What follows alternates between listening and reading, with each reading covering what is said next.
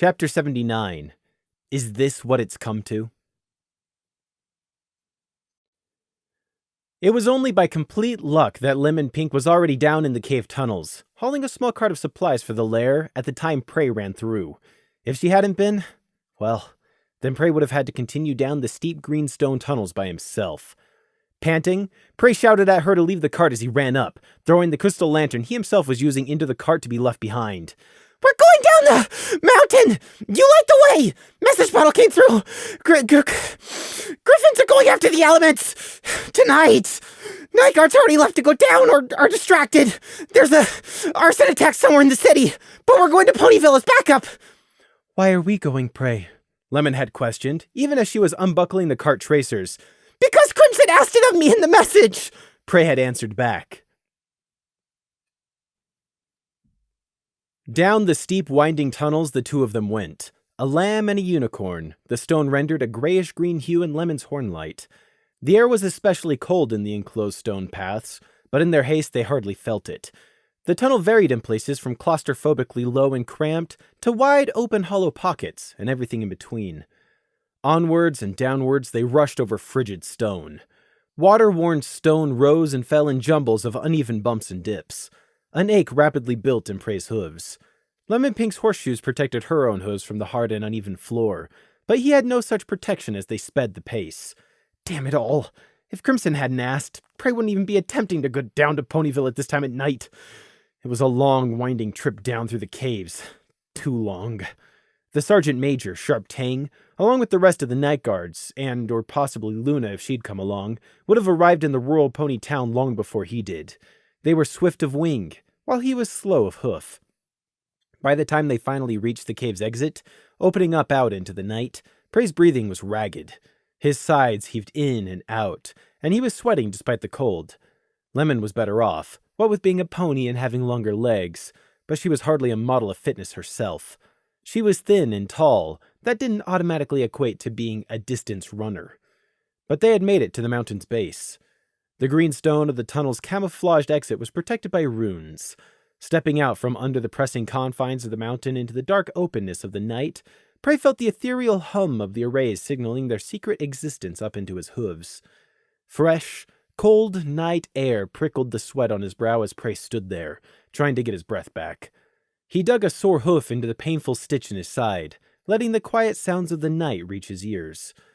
His harsh breathing sounded far too loud in the night. He'd just run down the insides of a mountain. Request from Crimson or no request from Crimson, he needed a few minutes to rest. And a drink. Fortunately, a drink of water was an option.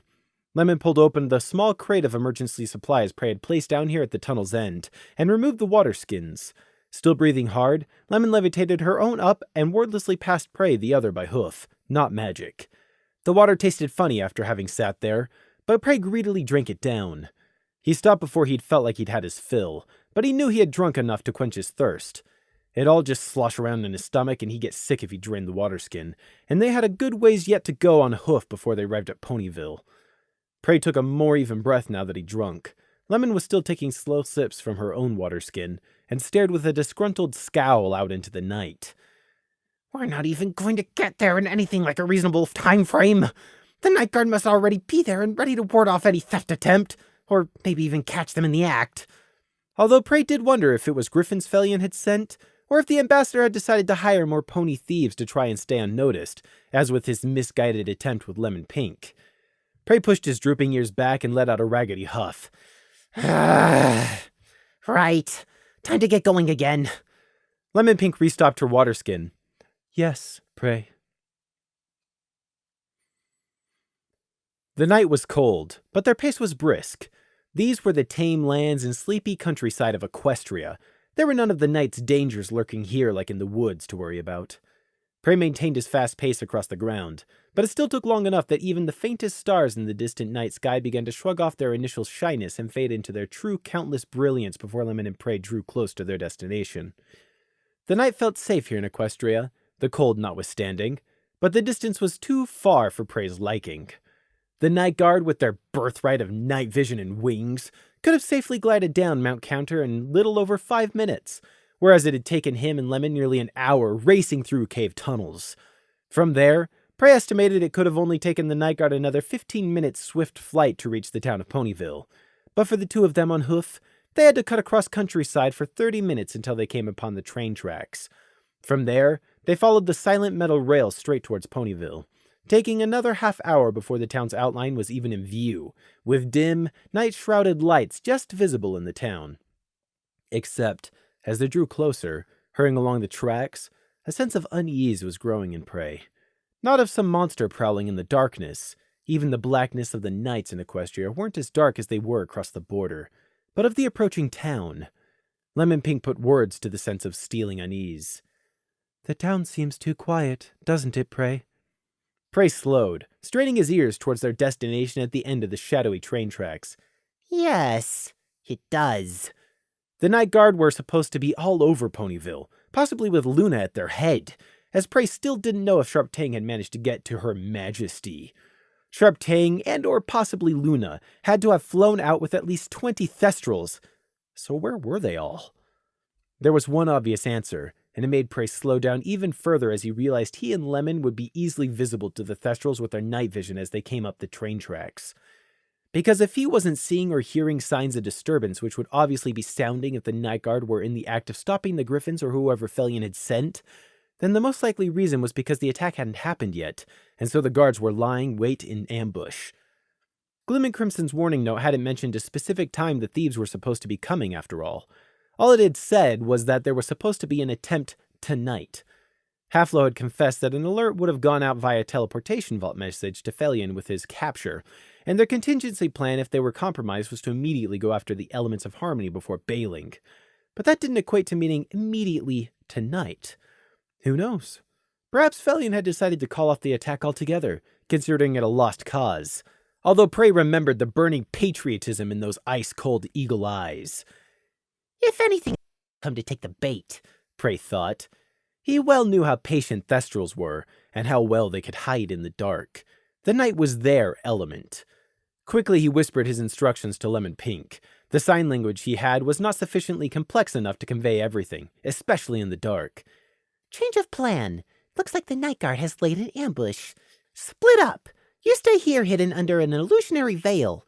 I'll follow the train tracks in. Pretend I did that all the way down from Canterlot, and join back up with them. My plan is to hang back and let them handle this. Be on the lookout, though. Don't want them catching you instead. If Luna's here, just don't risk coming in. She'll see right through any illusion," he muttered to her, nervously eyeing the still town.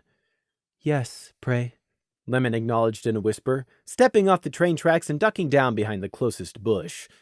Prey saw her pull the cloak over her head to hide the initial silvery glow of her horn, and then she wavered like a heat shimmer in the night and vanished. Prey watched her last position for a moment longer to make sure he couldn't see anything. Then he turned back to the quiet town of Ponyville.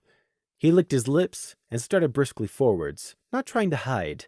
He purposefully wanted to be spotted by the Thestrals, no doubt hidden up on the dark rooftops. He didn't want to surprise them. That was a good way to get skewered. He even started stepping on the gravel in between the heavy railway slats, instead of from plank to plank just to make some extra low noise, although he half feared he'd turn a hoof in the dark on the loose stones. Tack, tack, crunch, crish, clack. He was getting closer to the town's train station, and still no one had swooped out of the night to challenge him. Where were they? Step, step, clack, crunch. Thestrals were flyers. They would have been here long ago. So where were they? Click, clatter. Surely one of the lookouts must have seen and recognized him by now. He was almost into the train station already. What if there's no one watching the tracks? No, there must be. It's the most direct ground route into the town, outside of the road. They'll be watching the sky in the town's perimeter. That definitely includes the train tracks. But then, where were they exactly? Prey stepped off the train tracks and onto the ramp at the end of the platform, walking cautiously up it to the main area. Still no Thestral appeared. Prey looked around the dark platform. The station building was dark and locked up for the night. The faint sound of night crickets, late for the season, murmured around the empty platform. It was eerily quiet. And still no night guards. The odd muted light shone deeper into the town, from forgotten lamps or unaware ponies pulling an all-nighter. But there were no crystal street lamps here like in the capital city. It left most of the town steeped in shadow. Not deep shadow. The town was built very open, but there were still dark shadows nonetheless. Okay, something was most definitely amiss here. The night guard had left way before Prey had, and they were far faster than him when covering open ground. So why weren't they here? Prey didn't feel any painful stinging in the runes on his forehooves, but he was starting to fear there was some sort of area of effect magic at work here. I'd be able to feel it if it were a giant illusion, but I can't sense anything. On instinct, Prey looked behind him. He turned around and around, scanning his surroundings, but he was limited in the dark as to what he could see. He had to rely on his hearing to catch any ambush, and hope his reaction speed was fast enough. But still, he heard and saw nothing out of place, and that was the problem. Where the hell are they? Now, Prey was fervently wishing he had remained outside of the town with Lemon Pink. He looked back down the empty train tracks leading off into the dark. Except it now felt like that since he was inside the station, venturing back out past the town's edge would be a mistake. He was cut off by an invisible line. Trotting in here felt like he had waltzed into the kill zone of a trap, and he didn't know what kind of trap it was either. All that purposeful noise he had made on his approach he now deeply regretted, the feeling sinking in to squirm in his stomach. Something was wrong, and Prey didn't know what. Crimson had asked him to come here to help, but this wasn't at all what he had envisioned. Carefully, he shuffled sideways, moving closer to the shut ticket station building. When in doubt, don't stand in the open. Find cover and stay quiet until you knew what was happening. Prey crept along towards the train station entrance, pressing close to the wall and sticking to every shadow.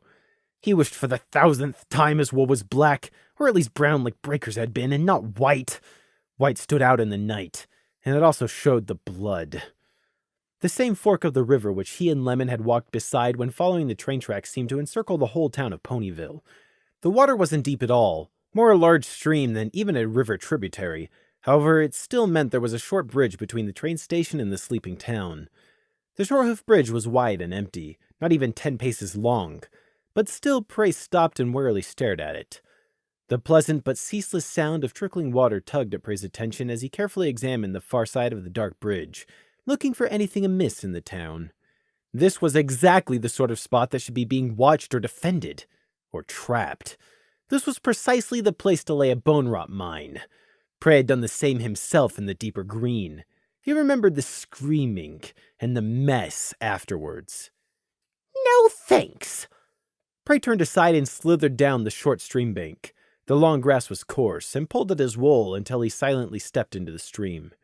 His hooves immediately started to go numb. The water was frigid in the night. Prey breathed shallowly and moved in deeper, sliding himself forwards over the invisible submerged stones and mud rather than step. Taking steps whilst in water would make splashes. The cold reached up his legs. The stream was deeper than he'd expected. Prey tried to hurry without splashing across to the other bank. The water rose up higher, soaking the wool of his underbelly, and he had to keep his head tilted up to stop the ends of his ears from dragging in the current. The uncut grass on the other bank helped as he pulled himself out of the water, even if he couldn't quite see what he was grabbing at. Now half soaked, it really was cold. Prey ignored it. A neat street of cozy-looking houses greeted Prey when he poked his head above the bank. Over half of the homes were thatched. They were also all silent and dark, aside from a light behind a curtain in the window of one. Prey waited, but didn't see any movement of shadows behind the curtain, and still no sign of any night guards. Paranoia was fearfully gripping his shoulders with iron hooves by this point. The town of Ponyville was roughly circular in shape, he knew, but he didn't know where in among the houses and buildings these 6 elements were supposed to be stored, just that Fellion's information had said it was supposed to be in the public library. But that was secondary, because the night guards were supposed to be covering there, but they weren't. They weren't here. If Luna didn't come along, then there was a remote possibility that all 20 or so of them were ambushed and taken out by a sufficiently large force before they even arrived. I don't actually know what resources the ambassador has at his disposal. Could the night guards have all been taken out? Fellion might have dug up any number of dark magic using unicorns for all Prey knew. There was a horrible thought. But he couldn't deny the remote possibility. In this world, magical might trumped all. Unicorns first, then the flying pony races like Thestrals and Pegasi, and then earth ponies. Griffins ranked below unicorns but above thestrals and pegasi as a threat. Minotaurs below them, but above earth ponies. Diamond dogs about the same, and then, below the sturdy and robust earth ponies, everyone else. Zebra, deer, goats, donkeys, cows, and finally, sheep. And alicorns, of course, at the unassailable top. But that was a completely different scale, which wasn't even worth factoring in. But 20 thestrals? Prey had been there when the Resistance launched their doomed assault on the hill, and had seen them all burn. 20 thestrals, even warriors, could die in seconds if 4 or 5 skilled unicorns got the drop on them. But that was only if Luna hadn't come along, and seeing as how the Night Guards weren't already here in Ponyville, it was looking more and more likely that was the case. Sharp Tang had run to inform Luna, but what if the Sergeant Major had never actually found Luna? Maybe the Night Alicorn had disappeared, or gone off somewhere. It wasn't like Luna had anyone she had to answer to. Prey hadn't actually seen who had flown out when they had left him behind, just the distant flying shapes disappearing into the night, having been just half a minute too slow. For all he knew, Luna could have been interested in doing something else tonight, and have simply said, no. This wasn't the deeper green at night, just a small pony town, without the hungry dangers. But some approaches were consistent between the two. Scouting. When in doubt, gather more information. Prey stayed under the level of the stream bank, and began to slink sideways. Sleeping houses, dark gardens, an empty market square, closed flower beds just visible in pots, trees outlined against the night, the slight crick, crick, crick of a storefront sign on its chain moving in a faint breath of night wind, but no sign of external life or activity. Prey's soaked fur and wool had gone from cold and out the other side to that fake, almost numbingly warm feeling. He had suffered far worse, but he was still cold. He saw a round lump on the doorstep outside one house, and for a second thought it could be a severed head. But it was just a fool's ball, not a warning or some other gory thing. He even saw a small playground, it taking him a moment to work out what those odd, unfamiliar frames were in the dark. A playground, not a gallows. But this was a pony town, rural or not, so it was only to be expected. Prey moved on, methodically following the stream's path skirting the edge of the town, eyes and ears scanning the dark for anything of actual use. He was looking for movement, looking for something out of place, eyes never still. He glanced up and behind himself frequently, trying to accurately keep mental track of his surroundings at all times. His neck hurting from his shoulders being wound so tight. He just knew that any second now the other horseshoe was going to drop. He'd trekked halfway around the small town already, and hadn't found anything, which only meant what was going to go wrong was waiting in the other half of town and was getting closer every step. Now he wished he had stuck with Lemon Pink. Perhaps he should go back and find her. He was split on if it would be safe to leave the town or not to hurry back to her. All of Prey's bitter past experience firmly told him not to even try relying on anyone else, not even Lemon Pink. No, that's not quite true. Crimson, for example. He saved my life. Twice. Prey's paranoia warred with his indecision and fear for being spotted if he tried to leave, against the knowledge that Lemon was waiting out there and might be able to provide assistance. Never underestimate the power of a unicorn's magic to tip the scales. What should he do? Stay put, go further in, or turn back? Prey shivered on the dark stream bank, the long grass sticking to his wet wool. He let out a long breath through clenched teeth. I should go back and try to rejoin with Lemon. It's the most logical choice, Prey admitted to himself. He'd have to crawl all the way back around half the town and cross the stream again in the dark, and hope Lemon Pink was waiting where he had left her. If nothing had gone wrong, and something was very wrong right now, she'd still be hiding behind that bush, under an illusionary veil. Prey stopped moving. He hadn't been making any motion before that, but now he stopped breathing, going as still as the dead. Slowly, just as I swiveled up towards the expanse of the night sky.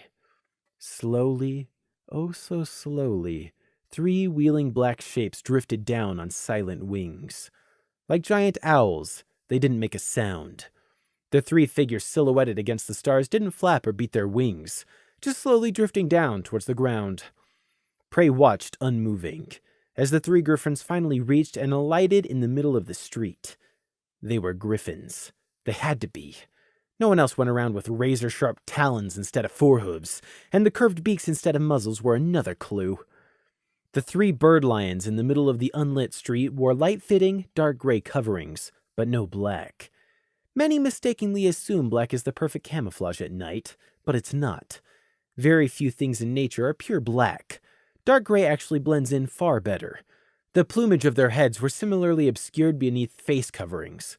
Prey didn't know if they had dyed the feathers of their wings for this mission, or if Felion had found only griffins with dark feather coloration to send. Whatever the answer, it hardly mattered. These griffins were here now. They're standing right there. So where the everlasting hells is the night guard? What kind of scenic route did that idiot Sharptang take them on? From his cover on the cold riverbank, Prey stared at the griffins, heart thumping, mind racing, as the 3 finished checking their surroundings. 2 of them looked to the last one, who swiftly flicked through a number of gestures with his talon. "Hunter sign language for when you're stalking your prey, yes?"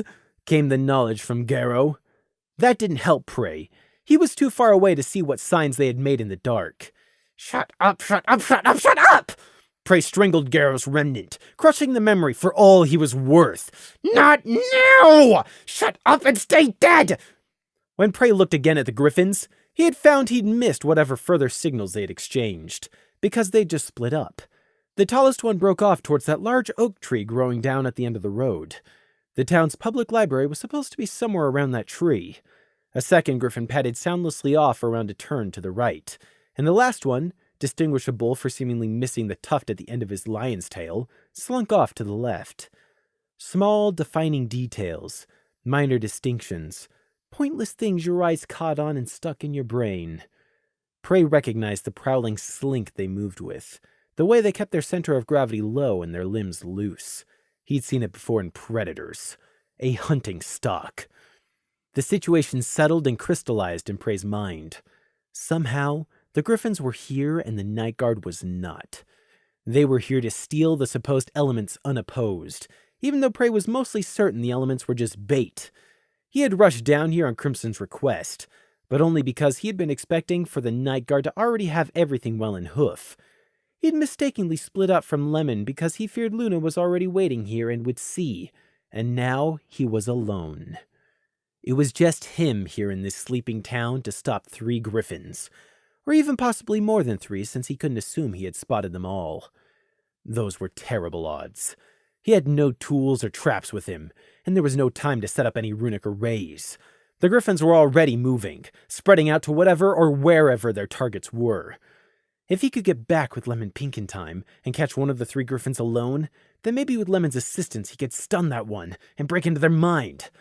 But they could be about to grab the elements and fly off into the night, gone before he could do anything. Somagrika! His absence at the palace must have been noticed by now. Before, he'd only been going to say he had been left behind by Sharptang, and so followed the night guard down the mountain at his own pace.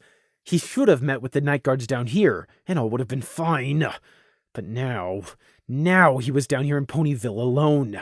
If Luna ever found out he'd merely stood back and watched the griffins fly off, when he was the only night guard around, she would... He didn't want to think about what she would do.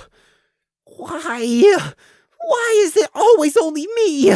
Prey silently screamed in the dark night sky. Why was it always up to him to fix all the problems of the ponies? There was no justice in the world. But I already know that, don't I? The world isn't fair. The strong take and the weak suffer. It has always been so.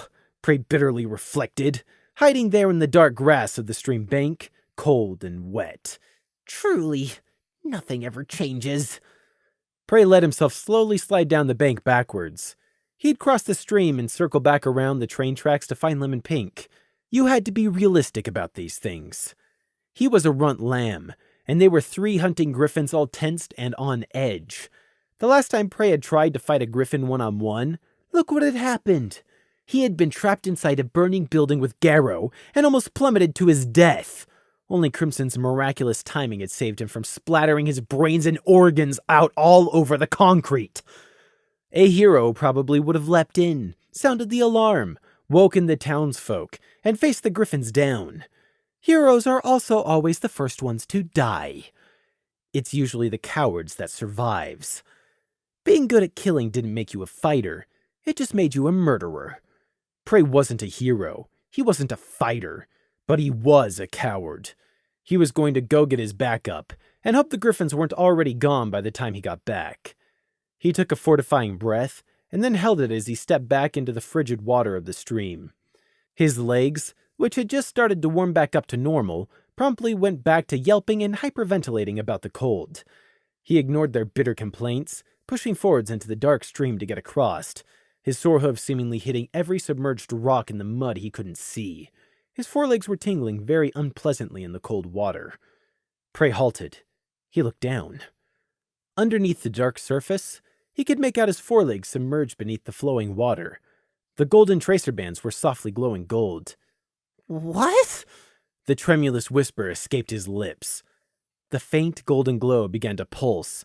Oh, no. No, no, no, no, no, no, no, no, no, no, no! He was frozen in the middle of the stream, terrified, head racked back in a futile attempt to get away from his own forelegs. No, no, no, no, no! Not me, not now! The golden pulsing stopped. Prey held his breath, shivering and trembling, blood pounding in his ears. What was going to happen? What was Luna doing? Was she right now about to... Tiredness crushed Prey like a falling boulder. His legs almost buckled, the stream tugging at his limbs. The world blurred as his eyelids involuntarily sagged. No! Prey desperately rallied. Not now! He couldn't afford to fall unconscious right now! Again, the smothering tiredness hit him, a physical force, and turned his muscles to putty. He was in the middle of the stream. If he fell asleep right here, no! Prey refused. He refused the scream demand by the siren's sleep. He refused to fall. Get out of the water! Back to the bank! Prey latched onto that thought with all his might. He stumbled around, turning the grassy bank just there. His eyelids slid shut against his will, a moment of blackness. The cold shock of water dragged him out as he fell to his knees. He gasped, the sudden cold driving air from his lungs. But it wasn't freezing air, just really cold. He could still breathe. Sleep. Prey choked, the last of his air escaping his bubbles. He tipped over forwards, another second of boneless blackness stealing the exact moment he fell from him. People can drown pretty much anywhere. In the ocean, in their kitchen sink, in a puddle at the very top of a mountain. Half an inch of water is all that's needed, and the stream was significantly deeper than half an inch. Prey flailed his limbs, which barely seemed to move, kicking against the mud, cold water soaking his wool. It was up to his neck. Panic. Breathing, he tried to take a big gulp of air.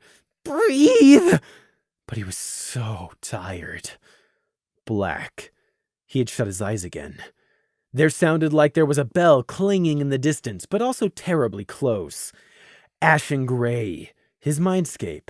But there was some force pulling at him and trying to drag him away. Wake up! Wake up! Wake up! Prey spluttered, reflexively inhaled, and cold water shot up his nose. Prey jerked his head up, but found he had lost his footing on the stream bed. His legs were trying to disobey him. He was spluttering, cold water stinging his cheeks and weighing him down. Move! Get to the bank! If he could just reach the bank! He fell forwards back into blackness. Ashen gray. His mindscape again. The distant bell was ringing an alarm right in his ears. No, it wasn't a bell. It was a booming voice, demanding something. He couldn't make it out, but it was tugging at him like a riptide, pulling him away. Prey frantically clung onto his mindscape, the burnt husks of trees bending over as they were sucked towards the pulling boom of the voice. He made out what it was demanding clearly for the first time. His name. Prey! The burning in his lungs as they failed to get oxygen was what snapped him back to reality this time. Would this be the last time he awoke? Prey was terrified. He was going to drown, and yet the bank was right there, less than a hoof away as he floated down the stream. Prey fought his body, fought the pull of the river, fought for air, fought to force one hoof to reach out and snag a hold of a clod of long grass. Black. Ashen gray fading away behind him as he was sucked into a tunnel. tumbling through he didn't know what. "Pray!" The bell boomed in his head. "Pray! Attend to our summons!" Cold stream water splashing. The dark bank slipping away. Water in his ears, in his mouth, in his nose. Eyes sliding shut once again. He desperately took a deep breath and held it. Blackness, swirling into stars. Prey was bodiless, all sense of touch gone. It was just him, getting thrown into an infinite star field. Prey knew this. He had seen it before. A mirror still lake lay far below, filling the plain and reflecting the nighttime heavens back up above. It was just an endless lake of stars, the mirrored constellation slowly wheeling overhead, and a confusing disjointedness, not quite able to tell which way was up and which was down. "Pray! Heed our call at once!" The vast dream avatar of Luna loomed over Prey's presence, galaxies making up her mane and stars and comet trails her body. It was fake, merely how Luna chose to let others see her in the dream realm she controlled. But that did not stop the fear it inspired. In a nightmare, the dreamer doesn't know how to question the fear they'd find ridiculous if they were but awake, because in that moment they are asleep. Prey bit down on his tongue. Stinging pain and the copper taste of blood filled his mouth. He jerked his head above the water, sucking in another desperate lungful of air. The real night sky was spinning above him. No, he was the one slowly spinning, caught in the stream's current as it carried him along. Get to the bank before Luna calls again!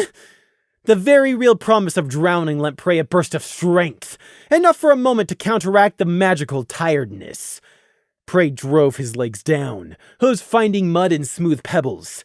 He stood up, water level dropping back down to his chest and water streaming off his wool. Get to the stream bank. That was the only thing in Prey's head. Get to the bank. He didn't even have to get out. Just half out would be good enough. Please, just even half out. Get to the bank. Prey! Luna thundered. It was so fast. Prey didn't realize the switch was happening until he was already floating weightless again in the starry dream realm. "Cease thy aggravations! We have summoned thee for a purpose!" No, go back, let me go! In the real world, I need to go back right now! "Cease! Thy panic is meaningless, so cease, we say! 'Tis I, thy rightful princess! This is our dream realm! Look around thyself! Cast thou not recall! Now be still! We have questions for thee that thou must forthwith stand and answer for!"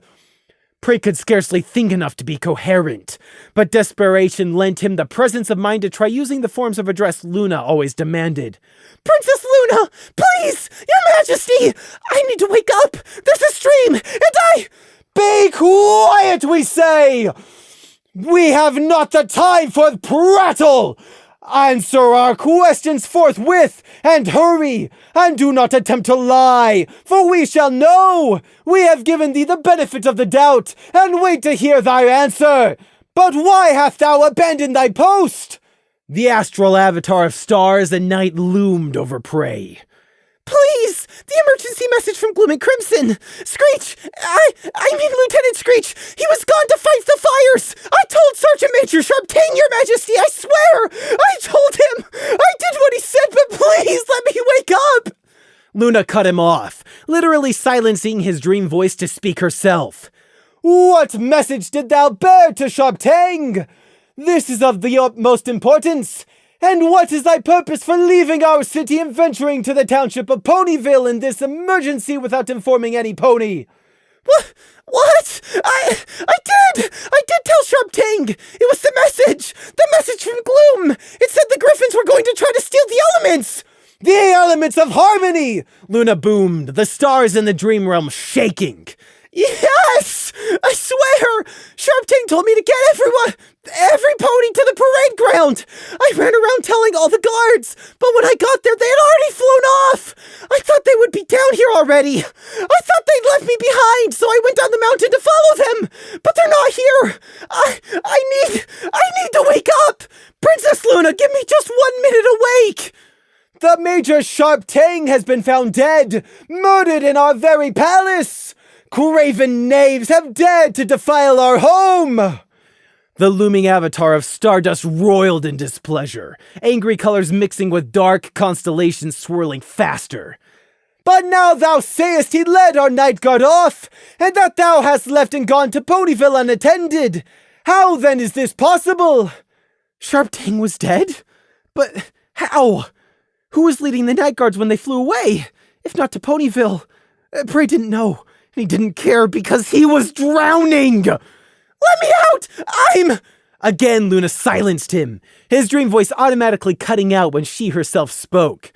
Who dares to murder ponies under our wing? Who would steal from our worthy heroes? Tell us, Prey, what dost thou know? Griffins! The Griffins! They're here! I saw 3 of them! They're here right now! Please, Princess Luna, listen! I need to wake up! Prey begged. He was going to die. He was going to die because of this. He was going to drown in a muddy ditch. This was going to be his end. Nothing more than a sodded, bloated runt corpse, found days from now stuck under some bridge. Ringing in his head, far away, terrible burning in his lungs. The burning was rapidly kindling stronger at horrible speeds, even here in the dream realm. Now, right at the end, it was breaching even his unconscious mind. Ringing in his head, pounding in his lungs. Luna was still going on, but it was a distorted booming, and it was rapidly fading. Harder to think. Fading. Black. Underwater, the cold nothing to the blazing fire filling his chest. Prey hadn't thought he was going to wake up again. Heavy. Everything was so heavy. But his chest burned, and there would be no lemon pink fast enough to revive him when he stopped breathing this time. Water choking him. The thundering ringing pounding in his ears, in his heart, smothering all else. Move. Move, Lakes. Move. Move. It was so hard, muscles as weak and frantic as a hummingbird's. Luna was still droning. He was awake and asleep, conscious and unconscious, and dying. The burning was too much. Prey had to breathe. Just raise his head. Reach the air waiting just there. Just one more breath. Not even to reach the bank, just to live one more moment. Water rushed down his throat. His lungs had given up, his mouth opening all by itself. The burning of his chest turned to that of liquid fire, somehow infinitely worse. Fading. The banging in his head. Blackness. Water. Sinking. Choking. Drowning. Prey remembered afterwards. It was a post-memory. There was only before the happening and after it finished happening. There was no experiencing the moment in between, only recalling it afterwards. And even then, his recollection was suspect. His brain had been starving for oxygen, Luna's magic dragging him down, the whole world spinning, water filling up his lungs, terrified, panicking, and dying. Prey had wished to get to the stream bank. That was it. He had wanted to get out of the water which was killing him. So he'd wished for the closest salvation he could find, and that had been the stream bank. So he had wished, not in words, but in desperate feelings. Then he remembered the world pulling the curtain back, leaving the fabric bare. He'd remembered it. The world of cloth and tangled threads, tying everything together. It was the stitching holding everything in place. And he remembered again the dreadful horror. That in-between, that space. The things the fabric of the world was stitched over and holding back. In that moment, Prey remembered remembering the time when he had seen this once before. Terrible, terrible, wrong memories that could only be experienced while in that in-between. Not before, nor after, only during. Before and after, the experience became black and white, the meat of the contents missing. But during. Prey's own stitching had pulled and opened up. He'd been full of stuffing and straw, and he remembered a threaded needle. Then the time of remembering was over, and Prey was coughing up his lungs, draped over the stream bank. His ribbon stuck to his wet cheek, and his wool was a sodden mass of weight, burning up inside, but shivering fit to burst on the outside. There was no strength left in him, but by all the dead, he could breathe. Air. Sweet air. It burnt his throat, and he hacked out more water, coughing and breathing and trying to do less of the first and more of the second, and then Luna dragged him back again. Ashen gray, then sparkling black. The world swirled and ran together, and when it finished resolving, he was in the starry expanse of Luna's controlled dream realm yet again. Luna's vast dream avatar was still towering over him, still thundering away, still demanding answers of him. Prey didn't have a dream avatar. He hadn't last time either. He had just wanted to be left alone. He was bodiless, without a face or expression. But for a moment, he hung there and just looked at Luna. He hated Luna. For the last time, stop fighting us! Canst thou not comprehend the severity of the situation? Thy presence is required until thou hast answered our questions, and not before! Real anger resounded in Luna's command, and hers was the power to enforce it too. A night guard had been murdered in the palace. Her palace. There was no patience left in Luna tonight. What are these griffins you speak of, Prey? Speak quickly! This. Her arrogance. Prey just did not have words. She had so very nearly killed him by sheer accidental arrogance.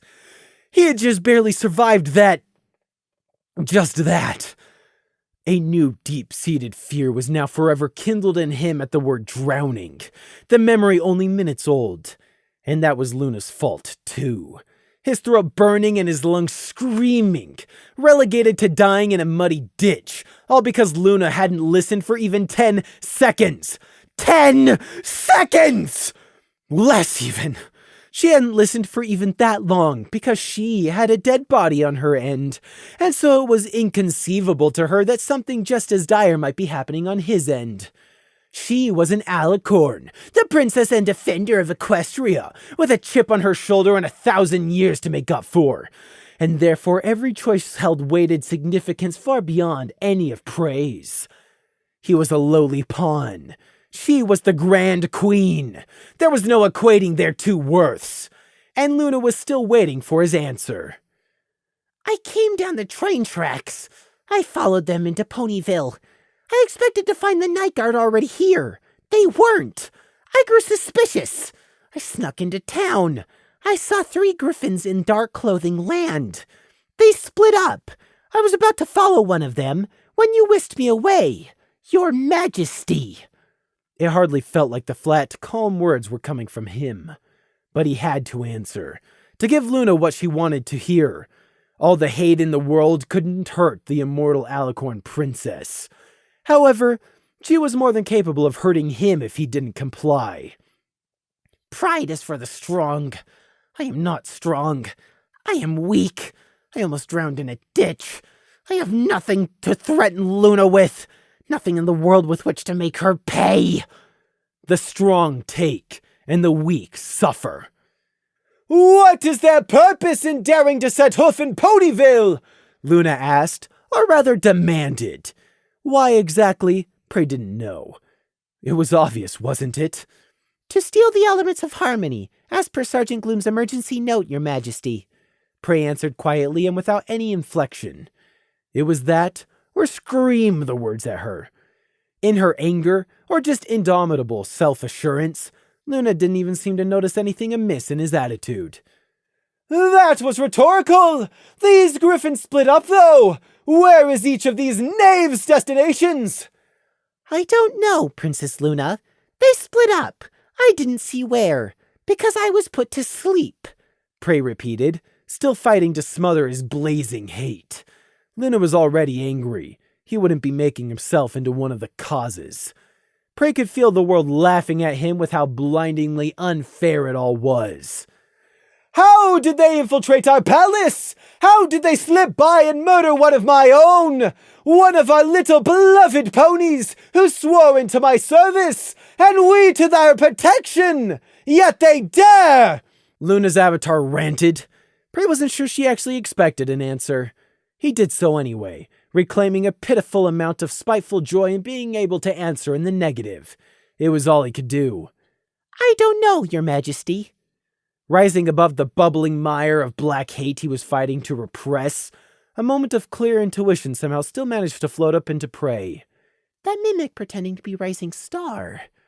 It had been in the palace. Prey didn't know where it had gone or what it had done afterwards. The arson distraction that had called away Lieutenant Screech, Prey had thought it was a ploy by the ambassador, Felion. But could the Griffins really have somehow killed Sharp Tang inside the palace before the Thestral could make it to the Night Court to warn Luna? How would a Griffin even have overheard Prey passing on Gloom's message to Sharp Tang? How would a Griffin have even been in the palace in the first place? And who then took Sharp Tang's place, flying off on a detour with the rest of the assembled Night Guards afterwards? This all screamed mimic in Prey's head. I should have killed it the moment it stepped into the office. Not let it talk. Not let it take over my emotions, and not let it flee without destroying it afterwards, Prey thought in bitter regret. Luna's avatar abruptly twisted down, her astral constellation of a face coming close to Prey's presence. It was as if the moon had suddenly leant down, filling the entire night and blocking Prey's view to all else. Have these thieves stolen away the elements from their rightful bearers yet? Dost thou know, Prey? Luna's voice filled the entire dream realm. No, Princess Luna, I don't know. You called before anything else happened. Hast not been 5 minutes, then? Good. We doubt these griffins can have yet taken the elements. The fools! None but their rightful pony bearer may wield them anyway. Nevertheless, they will pay for their impotence. What do they even hope to accomplish? But nay, 'tis is best if we put an end to this first, and question later. They can answer for themselves from the confines of our dungeons. Luna's vast avatar pulled up and away, becoming a piece of the rotating night sky again. Angry red stars were still sparkling into distant supernovas in her avatar's mane. Luna almost seemed to only say the next bit to herself, still pulling further away, up and up into the night sky, the avatar losing features and melding back into space and stars.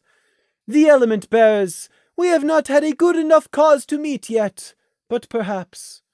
'Tis poor recompense, and poor circumstances, but the cowardly griffins have forced our hoof. This is our chance to repay, at least in small part, our sins against their august selves. Black. Prey woke back up on the muddy bank. His whole body was shivering in his sodden wool.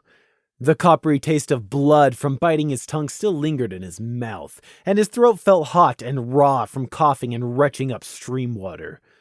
Painfully, muscles cold and stiff, Prey rolled himself over. The real night sky, not the fake construct of Luna's manipulated dream, spread above him. Prey gazed up at it, his hate for Luna running in an uninterrupted loop inside his head. Hate, hate, hate, hate, hate. He shivered, hugging his legs to himself. The three griffins could do whatever the hell they wanted. They could steal, torture, and kill every single person and fool inside of Ponyville.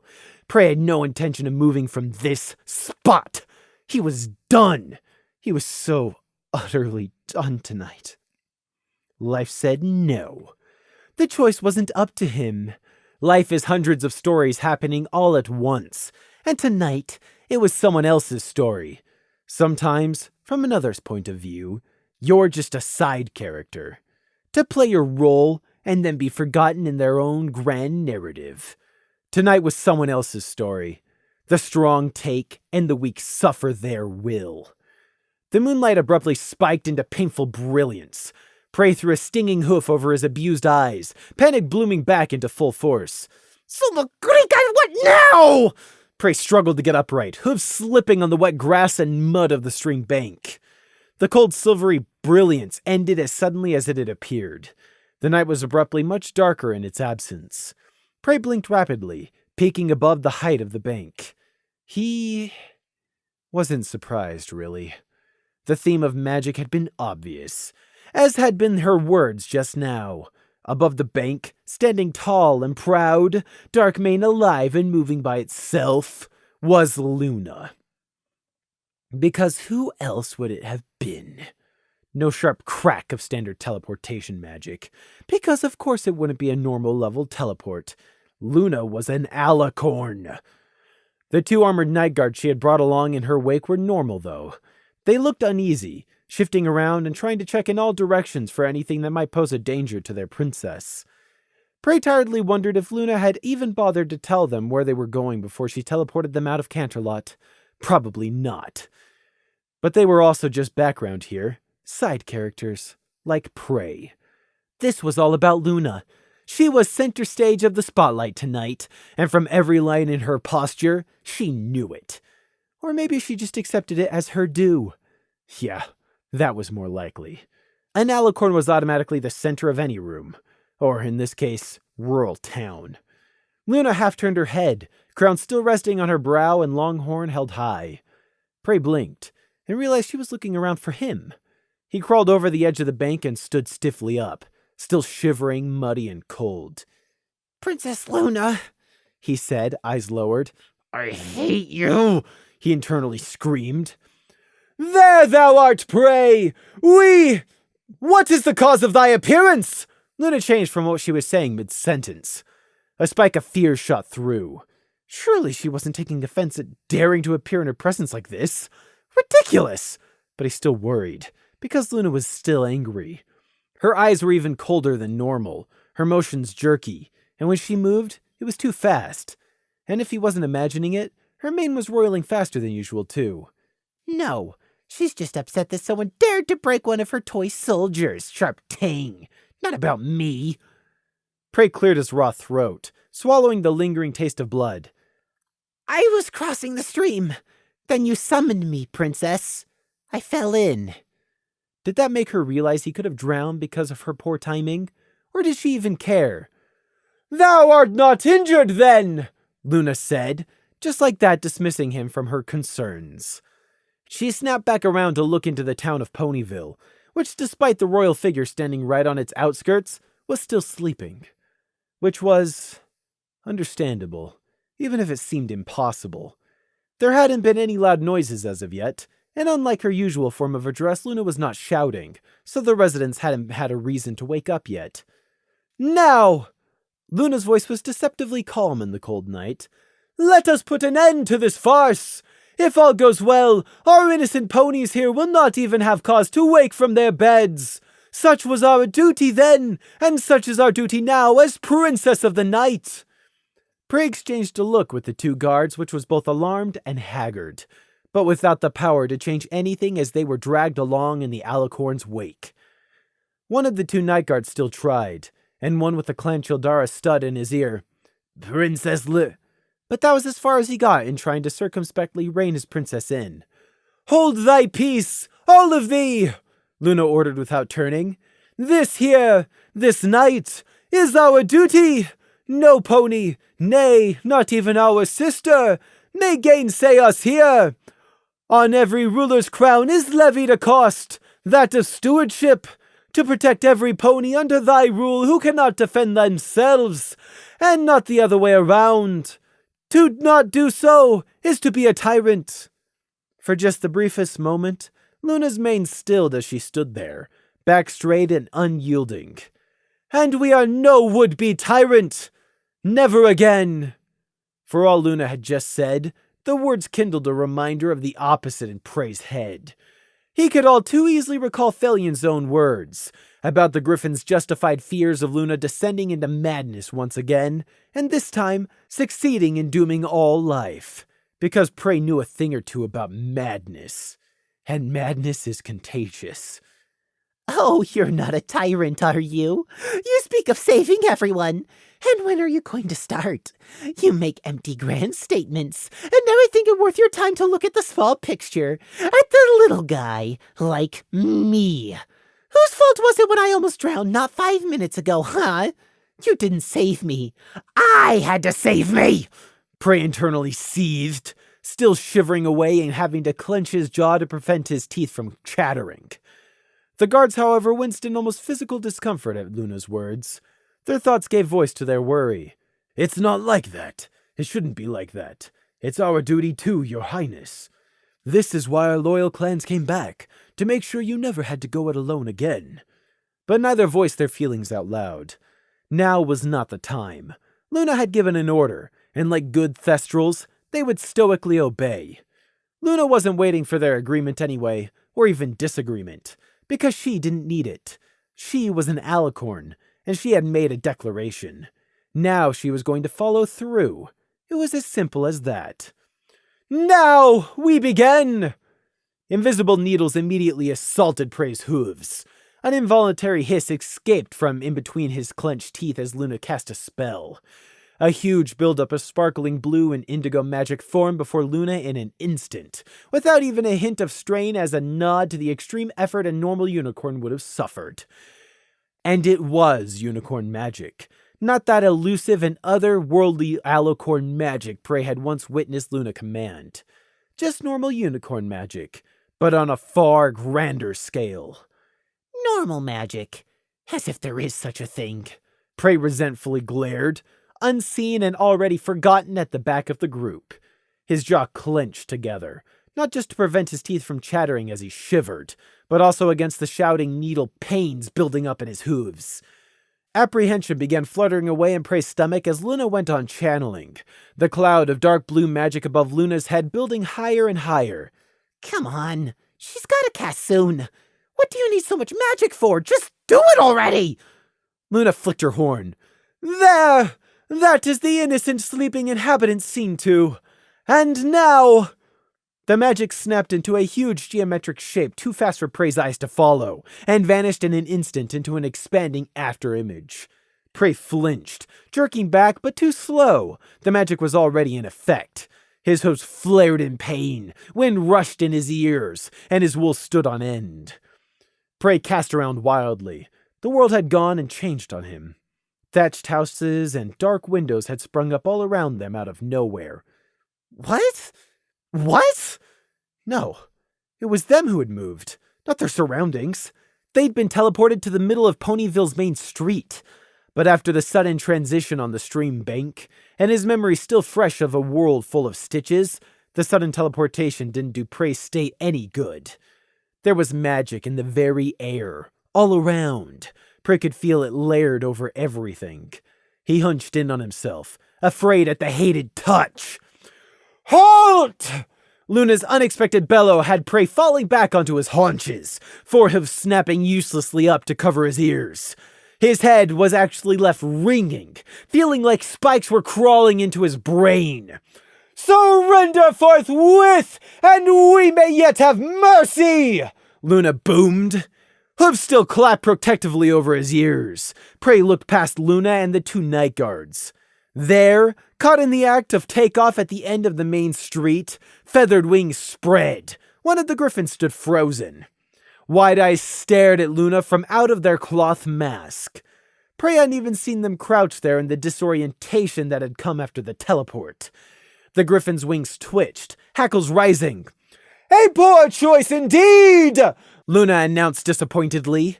A blur of starry blue magic lashed out from Luna. The griffin let out half of a piercing avian screech. But that was all they had time for. The thick whip of magic struck like a constricting snake, wrapping around and binding the griffin, claw and talon. They struggled, flapping, trying to claw free, utterly hopeless. Luna's magic was completely impervious to physical resistance, and in 2 seconds flat, she and the griffin trussed up, legs, wings, and even tail all bound tightly against their body and beak clamped shut. Their eyes were left uncovered, however, and in them Prey saw the terrified panic the griffin couldn't voice. One down, 2 cowards to go, Luna stated in the exact same disappointed tone, striding forwards down the street. The night guards with the wing blades hurriedly spoke up.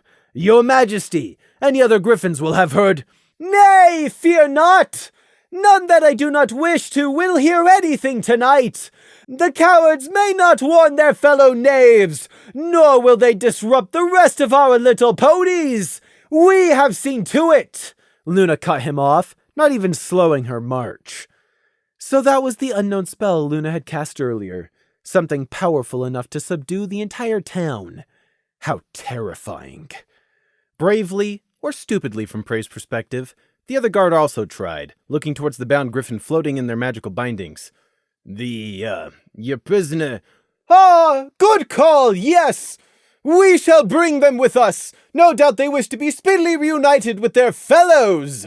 Luna said, as if she'd already dismissed the defeated griffin from her mind. They were so unimportant. But Prey still heard the witheringly cold and sharp edge under her words. He wasn't fooled for even a second by the self-assured victor persona Luna was projecting, because it was only her outer shell. Beneath it was still the unfeeling and coldly alien half of Luna, the part which ponies were blind to and only Prey seemed to sense. Luna didn't stop, or slow, or look back, but the implied "keep up" to Prey and the two night guards was imperiously clear. They were expected to follow without question, so they did. What else were they supposed to do in a town magically put to sleep? The action of a tyrant, indeed. The silent accusation again whispered in Prey's mind. He snuck a glance at the bound griffin, feeling nothing but tired disdain for the griffin's fate. The bird lion's eyes were rolling, darting everywhere frantically, but it was hopeless. Luna's magic held them immobile as it quietly floated the avian along behind them, like a disobedient pet on a leash. They were just at the edge of Prey's mental perception range, bobbing in and out. Their thoughts were a panicked, despairing mess of equestrian and also griffish. Mein lamp runs mist. No, sky save me and protect me. Das nightmare has mich. Prey had no sympathy left in him tonight for anyone but himself. He was tired, sore, cold, shivering, afraid, exhausted, and his hooves were aching savagely. Just the same as the griffin, he deeply hated and feared Luna. More even. There was only one difference between himself and the griffin. His leash to Luna had a bit more slack in it, and was gold, not midnight blue. It's your own fault for coming to Equestria. It's your fault for trying to fight an alicorn. And it's your own fault for believing you were doing the right thing and serving your country. Why'd you leave Griffonia where you were safe and happy to come to Ponylands? You should have stayed home. Prey thought pitilessly as he stumbled along and tried to keep up with Luna's long strides. This, everything that happened next, it was all Umphelion and Griffonia. Prey had no power to change anything anymore. He was just a spectator to Luna's actions. Him and the two night guards she had brought along. He was starting to think Luna had only brought them because she wanted witnesses to spread tales of how she effortlessly captured the three griffins afterwards. She wasn't using the guards to scout, nor to hold the prisoner, and certainly not for her own protection. Luna was leading them very confidently along the main street, Stirrup Street, Prey saw from the dim sign, one of the few streets in Ponyville that seemed to have been paved. Prey assumed that meant she knew where they were going, and was heading to capture the two remaining griffins. There was no question of if in Prey's head, only when. The threat and the risk of the mission were all gone. Luna was an immortal alicorn. What could two magicless griffins do against that? Nothing. Just like me. A magicless and talentless runt. A pity case to equestrians everywhere for not being born a pony. They reached the end of the street, the thick but invisible feeling magic still hanging in the night air and savagely stinging Prey's hooves. Here, the street split into a three-pronged fork. There was a small connection of dark houses directly ahead. Off at an angle to the right of the fork was that large, squat oak tree again, mostly just a shadowy shape in the night. And finally on the left side, more dark homes, one of which stood out for being oddly shaped, a rounded spire slap bang in the middle of its roof. Of all things, the top looked like a giant cupcake with 3 candles sitting atop it in the dark. With their night vision, it was normal that the two night guards would spot their adversaries before Prey could. Princess Lu, we see them, Swift Slice! Thy warning is unneeded! Luna interrupted again, not breaking stride as she turned down the left fork in the street. It took Prey that 1 second longer for his own worse eyes to pick out what she meant. Both shrouded griffins were ahead, one directly outside the weird cake house, and the other in the attitude of approaching the first, their back towards Luna. They hadn't heard the alicorn or the Thestral's voices, because just like Luna had said, she was in complete control of this confrontation. The levitating griffin in Luna's magic uselessly tried to scream a warning to their friends. Run away, Jacknaw! Turn around and see! Hopeless! Those two griffins were already as good as captured. Prey felt no apprehension or danger at the coming conflict only seconds away, because Luna was here. The outcome was a foregone conclusion. Prey had already said it. He was just a spectator here tonight. Griffin number 2 conspicuously had a lumpy cloth bag slung over his shoulder, and was hurrying towards his compatriot, who was sweeping the skyline anxiously. Too bad. He should have been searching at ground level, not that it would have made the blindest bit of difference. The waiting griffin looked around as he heard his companions approach. Luna had not made them invisible, although Prey knew without a doubt it would have been easy for the alicorn. No, she obviously wanted the griffins to see her coming, and the griffin definitely saw Luna. Wings snapped open as he reared back, feathers bristling in fright. Nightmare Moon! He screeched and attempted a standing takeoff. By instinct alone, Prey just managed to cover his ears in time. We are not that evil hag! Luna roared. Predictably, at the sonic assault, everyone who wasn't Luna, even Prey who was behind Luna and his ears covered, reeled. Like a thunderclap. It was so loud it physically staggered you. Luna chose to use their moment of stunned deafness to strike. Effortlessly, 2 more tendrils of night blue magic speared forwards.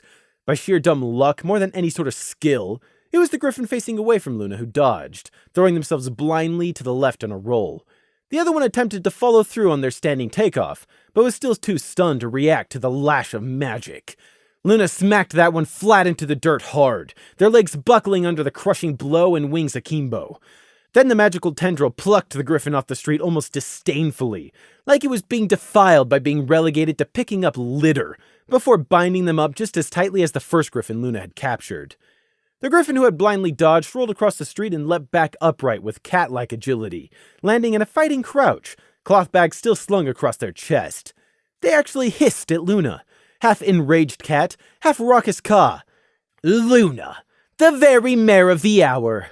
Prey recognized that voice. It was Felion himself.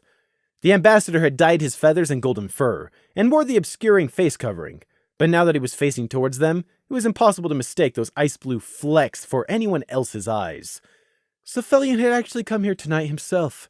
It fit in a strange way. The griffin completely believed in what he was doing, and would never send a subordinate to do what he himself would not. Luna didn't immediately strike again, or cast a different spell. She tilted her head slightly in thought. I know thee! Thou hast been in our sister's court before! Thy name, what was it again? Felion, ambassador of Griffinstone and the High and Low Kingdoms, Felion answered tightly, still poised to spring.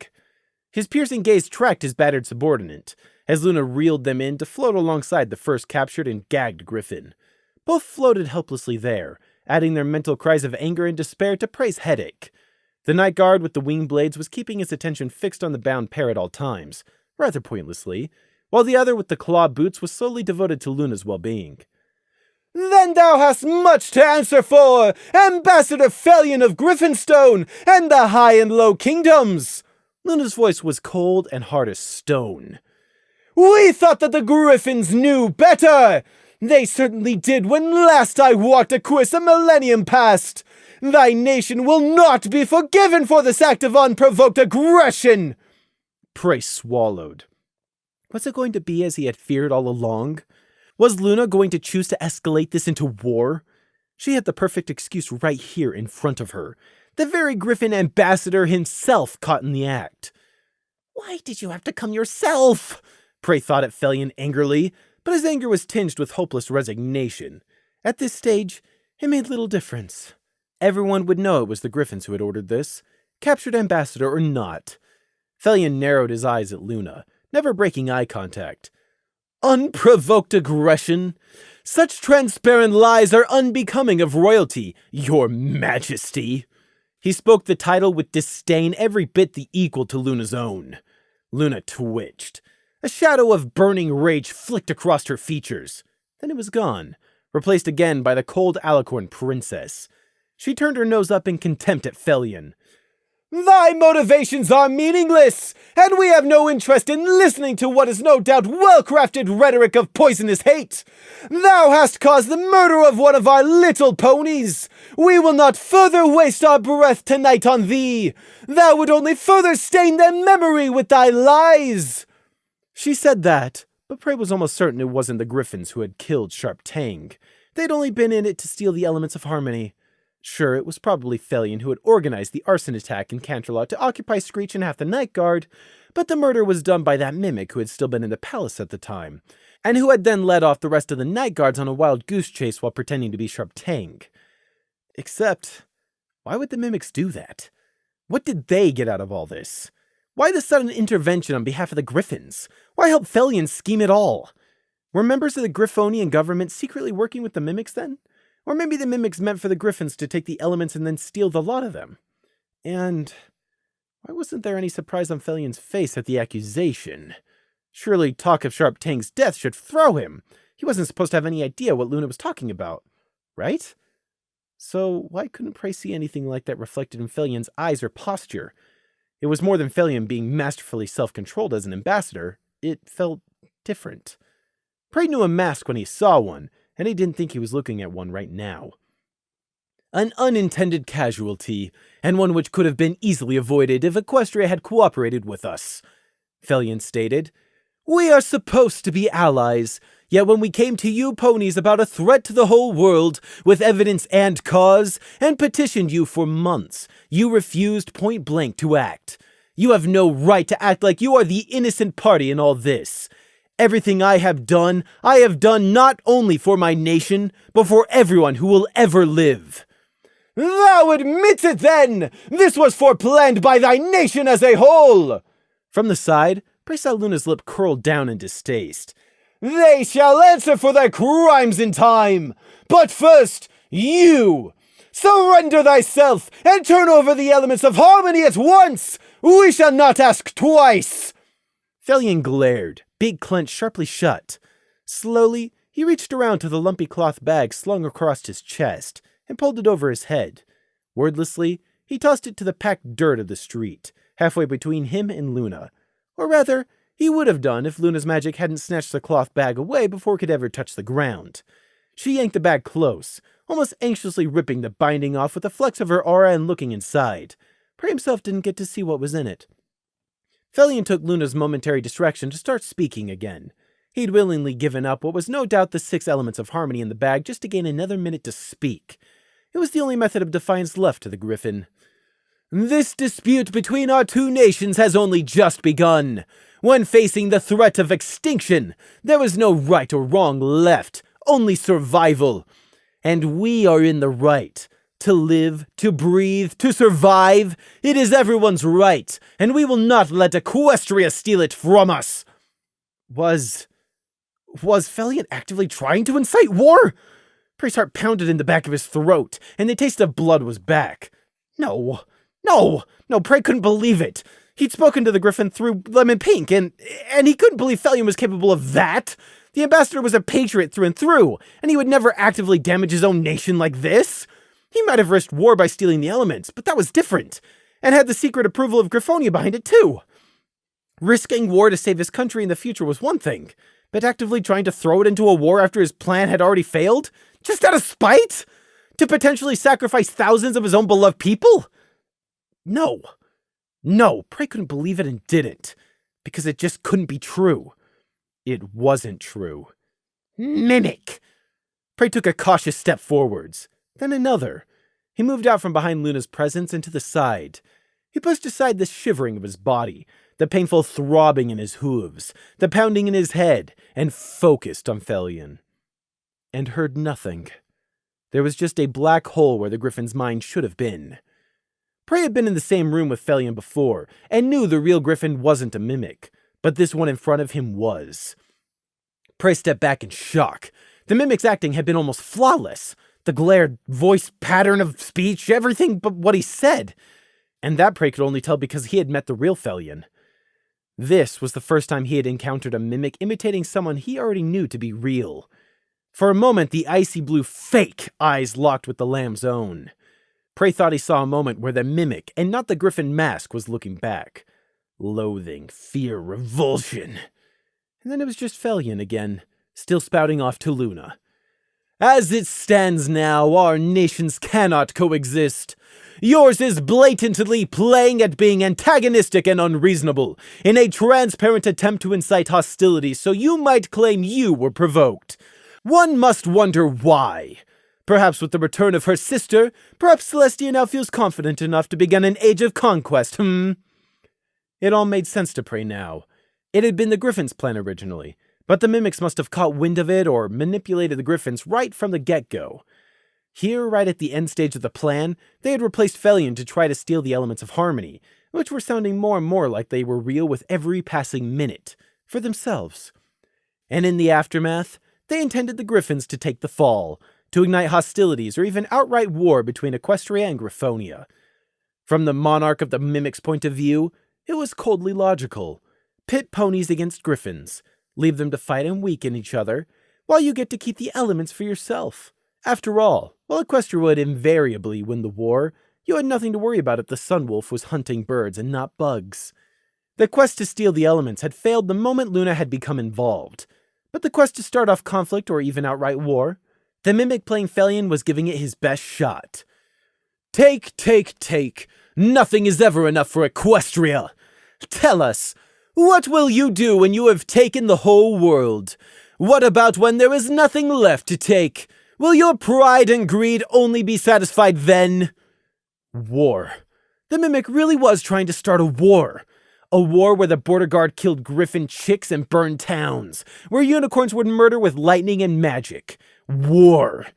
Prey wasn't mad anymore. He didn't want a war. But Prey wasn't in charge. He was just one of the spectators. Luna was the main actor on this stage tonight. And Luna was seething. She wasn't shouting Felion into deafened silence. She was just standing there, silently listening and steadily getting angrier and angrier. Prey could see it. There was a literal distortion in the air around her body as ambient magic warped in her presence. Prey could only stare. He felt petrified. Luna wasn't petrified, though. She was just choosing not to obliterate Felion yet. Yet. Perhaps the suicidal nature of the apparent ambassador in front of her had impressed her just as much as it had angered her. Or worse, she was patiently giving the Griffin enough rope to hang his whole entire nation with. What if she was actually liking the sound of a war, Prey thought in horror? A war to avenge Sharptang, to soothe her own pride, to remind the world who she was after being forgotten 1,000 years. To an immortal alicorn who played with their nation like gaming pieces, the dark allure of war might be an enticing board. But I don't want war. I don't. What simple, what childish logic. I don't want war. But the logic was all the more true for it, more real than any complex speech given in any grand hall of philosophy. I don't want war.